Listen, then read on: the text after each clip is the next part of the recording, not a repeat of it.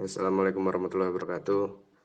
Untuk pertanyaan nomor 1, setuju atau tidak dengan penerapan new normal beserta alasannya. Sebelum itu kita harus ketahui dulu bagaimana yang dimaksud atau apa yang dimaksud dengan new normal dalam kapasitas pemerintah untuk menggunakan sistem tersebut. Itu tujuannya untuk apa. Kemudian setelah kita pahami, tentu kita bisa menentukan kemana arah kita untuk berpendapat setuju atau tidak dengan penerapan tersebut. Yang saya ketahui sampai saat ini, new normal adalah suatu protokol atau sistem yang diterapkan kepada masyarakat tentang bagaimana cara mengatur kenormalan itu dapat tercapai kembali seperti kenormalan sebelum adanya pandemi tersebut. Jadi yang dirubah adalah tata cara hidup masyarakat yang bertujuan lebih bersih dan menghindari pandemi atau kondisi pandemi tersebut. Maka dari itu, untuk setuju atau tidaknya, ya setuju saja, karena saya berpendapat bahwa saya bisa untuk menerapkan adaptasi tersebut. Dengan alasannya apa? Ya tentu kembali lagi kita juga butuh beraktivitas, kita juga butuh cari makan, masyarakat butuh cari uang atau hidup normal kembali seperti biasanya tanpa ada gangguan, namun tetap mematuhi protokol yang ada agar kehidupan itu tidak stuck di situ aja atau kita mengalami yang namanya ekonomi tidak bergerak di Indonesia. Nah, itu untuk pertanyaan yang pertama. Untuk pertanyaan yang kedua, susah dan senangnya ketika menghadapi new normal. Sebetulnya tidak susah untuk menurut saya, karena kebiasaan tersebut juga tidak berat untuk diterapkan di kehidupan sehari-hari. Cuma untuk di keluarga saya ada beberapa pendapat dari orang tua ataupun saudara yang itu terlalu ribet untuk dilakukan. Padahal itu kan niatnya atau tujuannya untuk menjaga agar pandemi tidak terus-menerus ada dan menyebar luas. Untuk susahnya itu cuma kebiasaan mereka yang lama itu sudah tertanam dan tidak bisa mengawali untuk beradaptasi dengan protokol yang baru. Pertanyaan nomor 3, menurut Anda apakah penerapan new normal dapat memberikan pengaruh positif terhadap ekonomi di Indonesia? Ya, tentu. Kalau kita mengikuti berita dari pemerintah, tentu pemerintah istilahnya lebih terbantu dengan adanya new normal, karena perekonomian di setiap sektor itu jalan kembali, industri jalan kembali, jual beli jalan kembali, pasar juga jalan kembali, pasti sangat membantu untuk ekonomi Indonesia. Nomor 4, bagaimana tips Anda dalam menghadapi new normal? Saya sebagai mahasiswa tentunya punya kepentingan untuk mengerjakan sesuatu, apalagi sudah semester akhir, dan kita juga harus berkumpul dalam satu tempat untuk menyelesaikan yang namanya tugas akhir. Tips saya dalam menghadapi new normal ini, karena kita juga dari berbagai daerah, mahasiswa bertemu dalam satu kelompok tersebut, pasti tentunya kita juga harus yang pertama pakai masker. Kenapa pakai masker? Karena kita berkumpul itu tidak mungkin seterusnya itu menjaga jarak 1 meter, 1 meter. Masa diskusi nanti untuk membahas ini berjarak 1 meter? Ya tentu bisa dilakukan, cuma untuk setiap hari, setiap saat diskusi itu tentu juga tidak selamanya jaga jarak. Kemudian setelah pakai masker, selalu rajin cuci tangan. Cuci tangan itu yang terpenting adalah setelah kita keluar dari rumah ataupun tempat yang kita istirahat di situ, kita cuci tangan. Terus kemudian untuk karena kita tugas akhir dan membuat alat, kita menghindari beli secara langsung. Kita beli komponen ataupun kebutuhan untuk kuliah itu secara online. Begitu juga dengan konsumtif kita, konsumsi setiap hari, makan, minum, itu kalau bisa secara online saja. Gitu. Untuk dari saya, terima kasih. Wassalamualaikum warahmatullahi wabarakatuh. Baik, di sini kan terdapat 4 pertanyaan. Saya akan langsung menjawab mulai dari pertanyaan yang pertama, yaitu setuju atau tidak dengan penerapan new normal beserta alasannya. Nah, kalau menurut pendapat saya pribadi, dengan diberlakukannya new normal ini, saya itu masih 50-50 gitu antara setuju atau tidaknya. Dikarenakan apa? Dikarenakan setiap kebijakan tentunya memiliki dua dampak, yaitu dampak positif maupun dampak negatif. Nah, untuk dampak positifnya yaitu dengan adanya pemberlakuan kebijakan new normal dapat memperlancar produktivitas masyarakat yang sempat terhambat, seperti halnya berjualan. Nah, sebelum adanya new normal ini kan ditetapkan kebijakan WFH. Jadi, semua pekerjaan itu harus dilakukan di rumah aja. Namun, pada realitanya para pedagang ini kan menjajakan dagangannya di luar rumah, kayak pedagang kaki lima kan menjajakan jajanannya itu di jalanan gitu.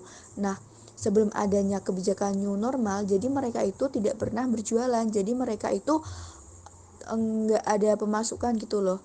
Nah, semenjak adanya new normal, mereka kembali melakukan kegiatan jual belinya mereka lagi, dengan tetap harus menaati protokol yang telah ditetapkan oleh pemerintah. Jadi dengan adanya kebijakan new normal ini, maka sedikit demi sedikit ekonomi masyarakat akan stabil seperti itu. Namun untuk dampak negatifnya yaitu kita bisa melihat di lingkungan kita, maksudnya melihat keadaan sekitar lah. Dengan adanya new normal ini, angka kasus itu tidak semakin menurun, malah semakin meningkat.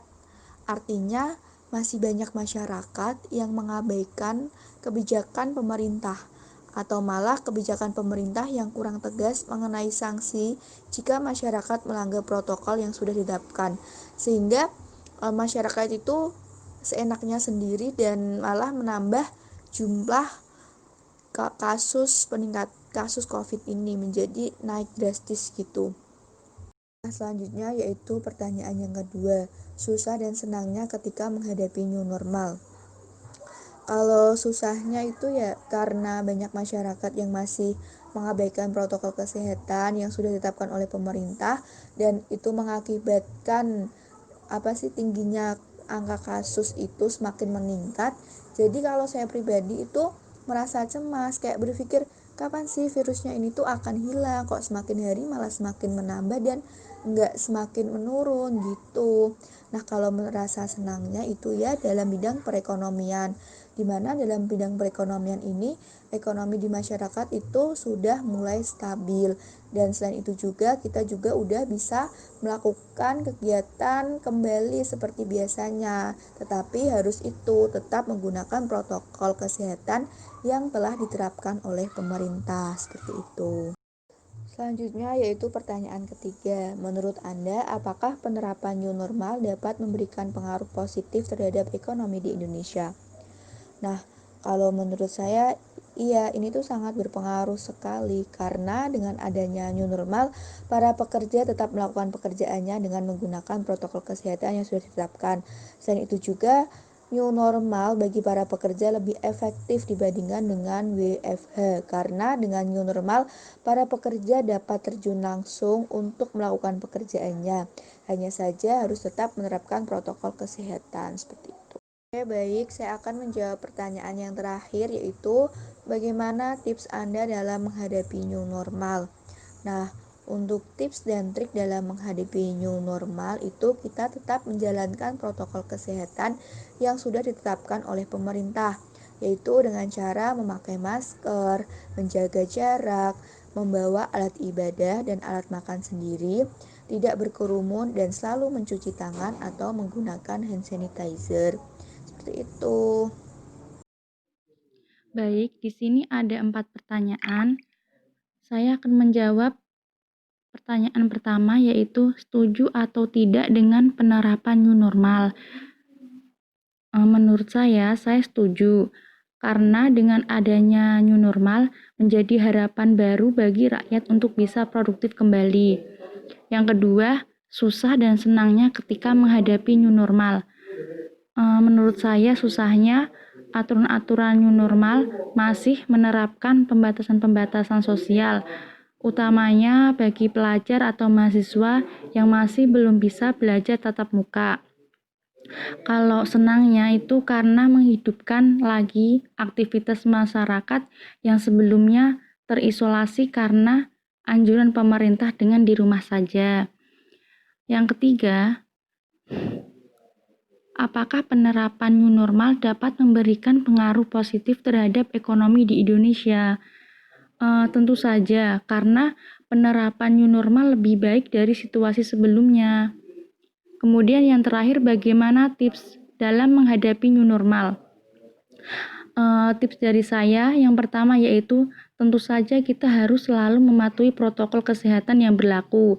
Di antaranya selalu gunakan masker, sering cuci tangan dan jaga dengan hand sanitizer. Kemudian hindari kerumunan dan jaga jarak. Terus membawa peralatan pribadi yang dibutuhkan dalam kegiatan di luar rumah. Kemudian jalani pola hidup sehat.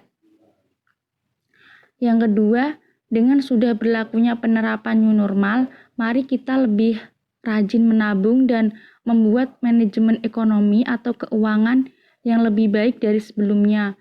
Karena situasi perekonomian global sekarang sulit diprediksi.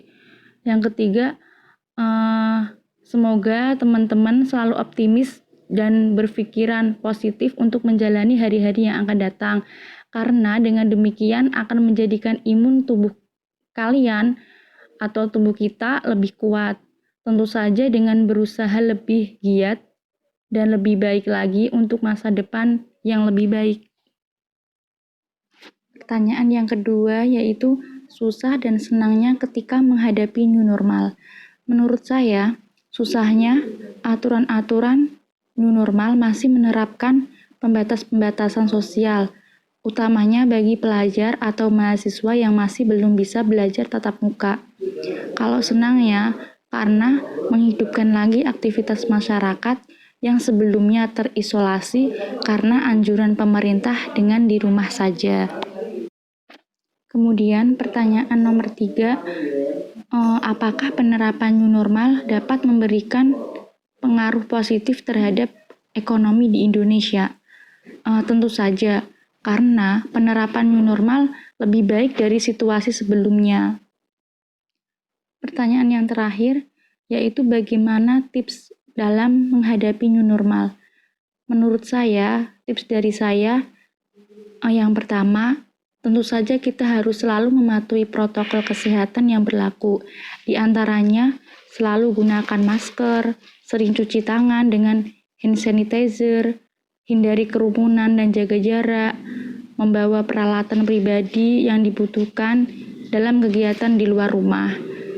Kemudian jalani pola hidup sehat. Yang kedua, dengan sudah berlakunya penerapan new normal, mari kita lebih rajin menabung dan membuat manajemen ekonomi atau keuangan yang lebih baik dari sebelumnya. Karena situasi perekonomian global sekarang sulit diprediksi. Yang ketiga, buat teman-teman semua, semoga teman-teman selalu optimis dan berpikiran positif untuk menjalani hari-hari yang akan datang. Karena dengan demikian akan menjadikan imun tubuh kita lebih kuat. Tentu saja dengan berusaha lebih giat dan lebih baik lagi untuk masa depan yang lebih baik.